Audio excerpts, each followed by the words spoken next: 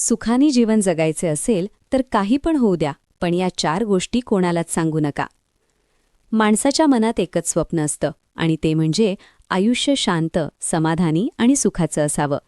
प्रत्येकाला वाटतं की आपल्या जीवनात वेदना, ताणतणाव, अपमान, संघर्ष किंवा अडचणी येऊ नयेत.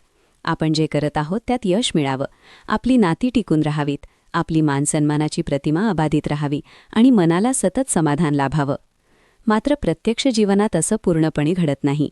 कितीही चांगलं वागलं, कितीही प्रामाणिक राहिलो तरी काही ना काही समस्या आयुष्यात येतच राहतात. या समस्या केवळ बाह्य परिस्थितीमुळे निर्माण होत नाहीत, तर अनेक वेळा आपल्या सवयींमुळे, आपल्या बोलण्यामुळे आणि गरजेपेक्षा जास्त लोकांशी गोष्टी शेअर करण्यामुळेही वाढत जातात. खरं तर सुखी जीवन जगायचं असेल आपल्या चॅनलला सबस्क्राईब कर आणि लिही श्री स्वामी समर्थ. आज चांगली बातमी मिळेल. तर सर्व काही सर्वांना सांगण्याची गरज नसते. काही गोष्टी मनातच ठेवलेल्या बऱ्या असतात. त्या गोष्टी बाहेर सांगितल्या की आपल्याला हलकं वाटेल असं आपण समजतो, पण प्रत्यक्षात त्या गोष्टी आपल्या विरोधात वापरल्या जातात. म्हणूनच आयुष्यात शांतता, स्थैर्य आणि समाधान हवं असेल तर काही बाबतीत मौन पाळणं फार महत्त्वाचं ठरतं. आपल्या कष्टावर उभ्या असलेल्या व्यवसायाबाबत किंवा धंद्याबाबत हे विशेष लक्षात ठेवायला हवं. व्यवसायात चढउतार येणं हे अगदी स्वाभाविक आहे. कधी नफा मिळतो तर कधी नुकसान होतं. पण जेव्हा नुकसान होतं तेव्हा ते सर्वांशी मोकळेपणाने सांगणं शहाणपणाचं ठरत नाही, कारण आपल्या यशामागे असलेली रणनीती इतरांना तशीच्या तशी वापरता येत नाही. प्रत्येकाची परिस्थिती, वेळ, गुंतवणूक आणि विचारसरणी वेगळी असते.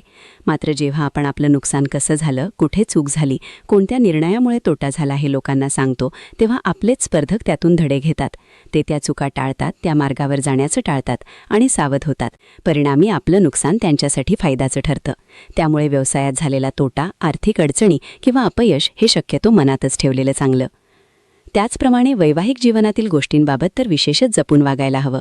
नवरा-बायकोमधील मतभेद, वाद, गैरसमज हे प्रत्येकाच्या आयुष्यात कधी ना कधी येतात.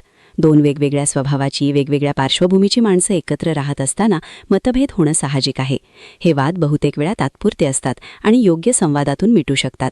मात्र हे वाद तिसऱ्या व्यक्तीपर्यंत गेले की ते अधिक गुंतागुंतीचे होतात. कोणी आपली बाजू घेईल, कोणी दुसऱ्याची बाजू घेईल आणि नकळत नात्यात दरी निर्माण होऊ लागते. शिवाय काही लोक असतात जे अशा वादातून स्वतःचा फायदा पाहतात. त्यांना जर कळलं की पती-पत्नीमध्ये मतभेद आहेत तर ते भांडण वाढवण्याचा प्रयत्न करतात. त्यामुळे नवरा-बायकोमधील वाद शक्यतो दोघांनीच सोडवावेत. फारच गरज असेल तरच अशा व्यक्तीशी बोलावं जी खरोखरच हितचिंतक असेल आणि नातं वाचवण्याचा प्रयत्न करेल. याशिवाय आयुष्यातील वैयक्तिक समस्या हा फार नाजूक विषय असतो. प्रत्येकाच्या आयुष्यात काही अडचणी असतात. आर्थिक अडचणी, आरोग्याच्या समस्या, मानसिक ताण, कौटुंबिक प्रश्न अशा अनेक गोष्टी माणसाला आतून पोखरत असतात. अशावेळी कोणाशी तरी बोलावं, मन मोकळं करावं असं वाटणं साहजिक आहे. पण प्रत्येकजण आपला शुभचिंतक असतो असं नाही.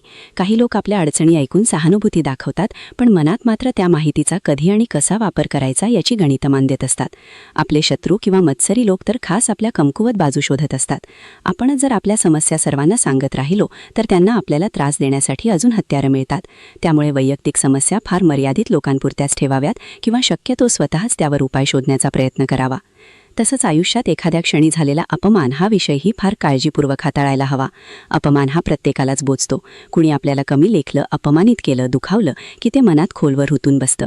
अशावेळी तो अपमान इतरांना सांगून आपल्याला थोडं हलकं वाटेल असं वाटतं, पण प्रत्यक्षात तो अपमान जास्त लोकांपर्यंत पोहोचतो. लोक त्या घटनेची चर्चा करतात, वेगवेगळ्या प्रकारे ती सांगतात आणि नकळत आपलाच अपमान अधिक पसरतो. यामुळे मनाला शांती मिळण्याऐवजी वेदना वाढतात.